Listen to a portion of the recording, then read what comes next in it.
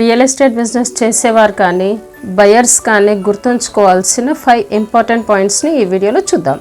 నేను Razia Begum, welcome to my YouTube channel. ఇక్కడ 2 types ఉన్నాయండి.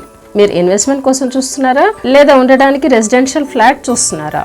ఫర్ సపోజ్ మీరు రెసిడెన్షియల్ ఫ్లాట్ చూస్తూ ఉన్నట్లయితే ముందుగా మీరు చూడాల్సిన 5 ఇంపార్టెంట్ పాయింట్స్ నేను ఇక్కడ ఈ వీడియోలో చెప్పాలనుకుంటున్నాను. First, market research. Market trend ఎలా ఉంది, మీ బడ్జెట్లో మార్కెట్లో ఎలాంటి ఫ్లాట్స్ అవైలబుల్గా ఉన్నాయి, గేటెడ్ కమ్యూనిటీస్కి నియర్ బై ఉన్నాయా లేదా, 50 years బ్యాక్ ఆ ప్లేస్లో ఏముంది, అంటే ఏదైనా వాటర్ బాడీస్ ఉన్నాయా, అది బ్యారన్ ల్యాండా, టెంపుల్, మస్జిద్, చర్చ్ లాంటివి ఏమన్నా ఉన్నాయా అన్నవి తెలుసుకోవాల్సిన అవసరం చాలా ఉందండి.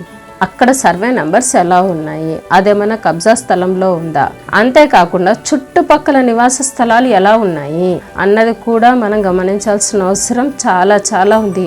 మార్కెట్ని అంచనా వేసుకొని మీ బడ్జెట్కి తగ్గట్టుగా కొనుగోలు చేసుకోవాలి. మార్కెట్ రీసెర్చ్ ఇది చాలా చాలా ఇంపార్టెంట్.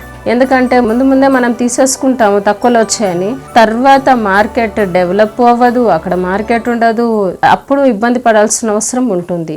సెకండ్ వన్ వచ్చేసేసి మాస్టర్ ప్లాన్. ప్రతి 20 సంవత్సరాలకి ఒకసారి ప్రభుత్వం మరియు భూమి యొక్క వినియోగం, రోడ్లు, రైల్వే స్టేషన్లు, బస్ స్టాండ్లు లాంటివి కనీస అవసరాల కోసము ఒక పక్కా ప్రణాళికను రూపొందించి డెవలప్ చేస్తుంది. దీన్నే మాస్టర్ ప్లాన్ అంటారు. మీరు తీసుకునే ఫ్లాట్ యొక్క ప్లేస్ మాస్టర్ ప్లాన్లో పొందుపరిచి ఉందా లేదా, దానికి near by inner ring road కానీ అవుటర్ రింగ్ రోడ్ కానీ ఏదైనా వస్తుందా లేదా అని అన్నది కూడా చెక్ చేసుకోవాలి. లేదంటే మీ ఫ్లాట్ రోడ్ కటింగ్లో పోయే ఛాన్సెస్ ఉంటాయి. సో ఇది కూడా ఇంపార్టెంట్. Third one, location. మీరు ఫ్లాట్ సెలెక్ట్ చేసుకునే ముందే చూసుకోవాల్సిన ముఖ్యమైన విషయం ఇది లొకేషన్.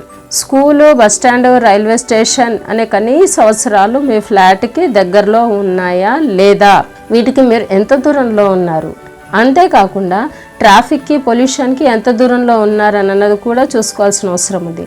మీరు మంచి లొకేషన్ సెలెక్ట్ చేసుకుంటే మీరు ఫ్యూచర్లో సేల్ చేయాలన్నా ఉండాలన్నా ఇబ్బంది లేకుండా ఉంటుంది.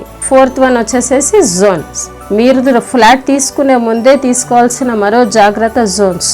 మీరు సెలెక్ట్ చేసుకున్న ప్లాన్ ఏ జోన్లో వస్తుంది, అది ఇండస్ట్రియల్ జోన్లో వస్తుందా, రెసిడెన్షియల్ జోన్లో వస్తుందా, సెమీ రెసిడెన్షియల్ జోన్లో వస్తుందా, వాటర్ బాడీ జోన్స్లో వస్తుందా, ఏ జోన్లో వస్తుంది.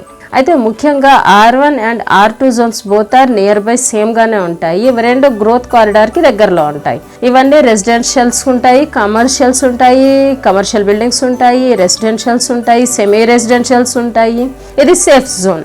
అయితే ఇది గ్రోత్ కారిడార్కి దగ్గరలో ఉంటాయి. మీరు పొద్దున సేల్ చేయాలన్నా, మీరు ఉండాలన్నా బాగుంటుంది. లాస్ట్ బట్ నాట్ లీస్ట్, ఫైనల్గా ఏంటి అని అంటే డెవలప్మెంట్స్. మీరు తీసుకున్న ఫ్లాట్ 2 టైప్స్లో ఉంటుంది. ఇంటర్నల్ డెవలప్మెంట్స్ ఏమున్నాయి, ఎక్స్టర్నల్ డెవలప్మెంట్స్ ఏమున్నాయి. ఇంటర్నల్ డెవలప్మెంట్స్ ఏంటి, మీరు తీసుకున్న ఫ్లాట్కి అమ్యూనిటీస్ ఏమి ఇస్తున్నారు, మీ ఫ్లాట్కి కన్స్ట్రక్షన్లో మిక్సింగ్ చేస్తున్న రా మెటీరియల్ ఏంటి, రా మెటీరియల్ ఎక్కడి నుంచి వస్తుంది, ఈ ఎన్ని ఇయర్స్లో వాళ్ళు మీకు ఇస్తున్నారు, మొత్తము మీకు ఇంటర్నల్లో వస్తాయి. ఎక్స్టర్నల్ డెవలప్మెంట్స్ ఏంటి అని అంటే మీరు ఒక ఫ్లాట్ తీసుకున్నాక అక్కడ అవుటర్ రింగ్ రోడ్ వస్తుందా, ఇన్నర్ రింగ్ రోడ్ వస్తుందా, అక్కడ మీకు సౌకర్యాలు ఏమేమి వస్తున్నాయి, మీకు బస్ ఫెసిలిటీస్ కానీ, రైల్వే స్టేషన్స్ కానీ, హాస్పిటల్స్ కానీ, డెవలప్మెంట్స్ అక్కడ సరౌండింగ్లో ఏమున్నాయి, ఇలాంటివి ఏమన్నా వస్తున్నాయా అని అన్నది మీరు ఫ్లాట్ తీసుకునే ముందే చూసుకోవాలి.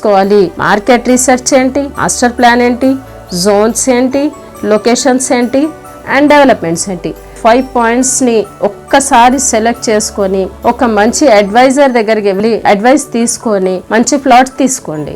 ఈ వీడియో మీకు నచ్చినట్లయితే లైక్ చేయండి, షేర్ చేయండి, సబ్స్క్రైబ్ చేయండి my YouTube channel. Thank you.